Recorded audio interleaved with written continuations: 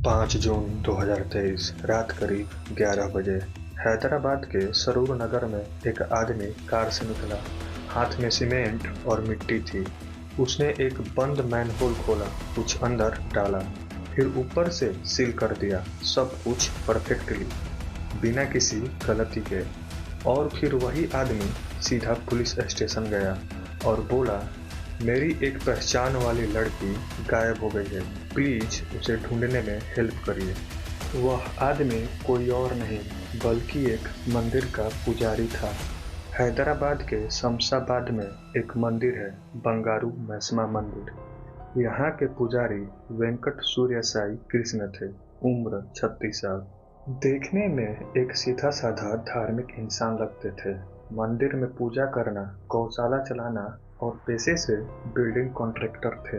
2010 में उनकी शादी हो चुकी थी। परिवार में वाइफ और 2 बच्चे भी थे। ये समाज में रिस्पेक्ट की जिंदगी जी रहे थे। वहीं कुछ दूरी पर सरूर नगर में करुंगटी अप्सरा रहती थी। उम्र 30 साल। इनका सपना टीवी एक्ट्रेस बनना था।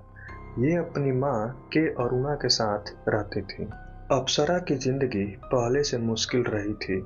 कोयम्बटूर में उसकी एक शादी सॉफ्टवेयर इंजीनियर कार्तिक राजा के साथ हो चुकी थी। वह शादी ठीक नहीं रही, लीगल केसेस भी हुए, जिसके बाद राजा को 15 दिन की जेल भी हुई और एक दिन राजा ने आत्महत्या कर ली।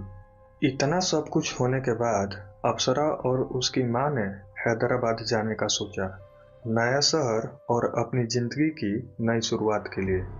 अप्सरा की मां अरुणा उसी मंदिर में जाती थी। वहां उनका वेंकटस सूर्य साई कृष्ण से जान पहचान हुआ और फिर उन्हीं के जरिए अप्सरा भी साई कृष्ण से मिली। यह अप्रैल 2022 की बात है। धीरे धीरे इन दोनों के बीच करीबियत बढ़ती गई और कब यह एक रिश्ता बन गया पता ही नहीं चला। अप्सरा को यह बात पहले से पता था कि साई कृष्ण शादीशुदा है, फिर भी उसने उसके साथ रिलेशंस बनाए।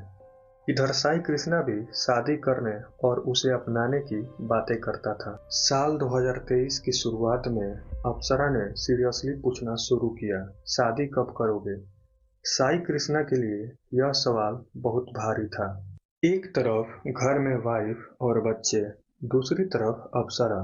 और अगर अप्सरा सीक्रेट रिलेशंस की बातें बाहर निकाली तो परिवार, इज्जत, सब कुछ खत्म। अप्सरा ने सब कुछ एक्सपोज करने की धमकी देने लगी। मार्च 2023 तक साई कृष्णा के ऊपर दबाव बढ़ने लगा, जो कि आगे जाकर एक बड़े फैसले में बदला। 3 जून 2023 शाम को साई कृष्णा ने अप्सरा को कॉल किया। बोला, चलो मैं तुम्हें छोड़ देता हूँ। शायद एयरपोर्ट छोड़ने का बहाना था। अप्सरा घर से निकलते वक्त कुछ गलत नहीं सोचा होगा, क्योंकि वह मंदिर का पुजारी था और उसे उसकी माँ भी जानती थी। दोनों ने रल्ला गुड़ा में साथ खाना खाया, बिल्कुल नॉर्मल। फिर साई कृष्णा ने गाड़ी को शमशाबाद के नरखोड़ा गांव की तरफ मोड़ी, एक सुनसान जगह जहां साई कृष्णा की गौशाला थी। 4 जून 2023 रात के अंधेरे में साई कृष्णा ने अप्सरा की गला घोंटकर और सिर पर पत्थर से वार करके हत्या कर दी। ये दोनों बातों की पुष्टि फॉरेंसिक रिपोर्ट में है। यह गुस्से में लिया गया फैसला नहीं था, बल्कि पूरे तरीके से प्लान्ड मर्डर था। बहाने का प्लान, लोकेशन, सब कुछ पहले से तय था। 4 जून और 5 जून पूरे 2 दिन तक अप्सरा की डेड बॉडी कार की डिक्की में सरूर नगर घर के पार्किंग एरिया में खड़ी रही। 2 दिन तक किसी को कुछ पता नहीं चला। एक बार सोचो, यह इंसान दिन में नॉर्मल जिंदगी जी रहा था और गाड़ी में वह सब कुछ था जो किसी को पता नहीं चलना चाहिए था।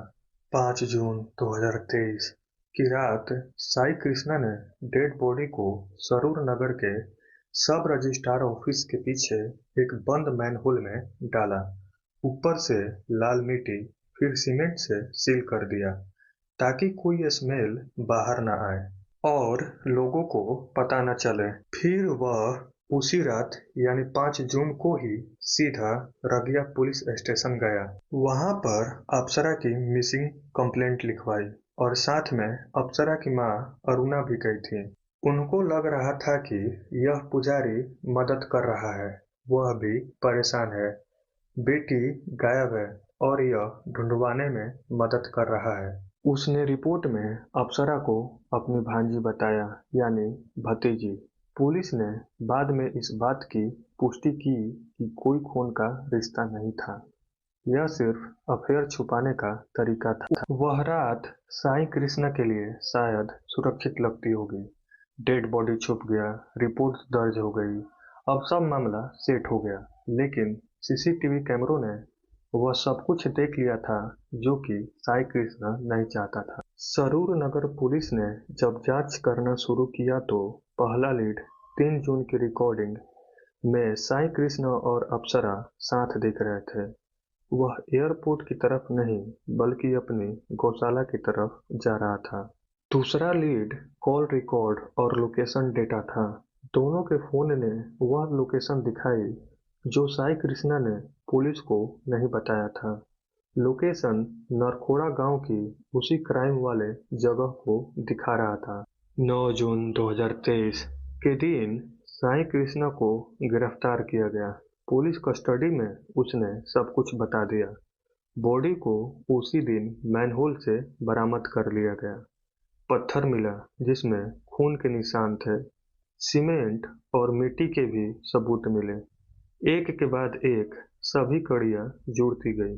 अप्सरा की मां को जब पता चला कि जो इंसान उन्हें पुलिस स्टेशन रिपोर्ट लिखवाने के लिए ले गया था वही सब कुछ के लिए जिम्मेदार है, तो उनके होश उड़ गए। फिर पूरा मामला रंगारेड्डी डिस्ट्रिक्ट कोर्ट में पहुंचा, जहां कोर्ट ने साई कृष्णा को दोषी पाया। आईपीसी की धारा 302 हत्या करने, 201 सबूत नष्ट करने के चार्जेस लगाए गए।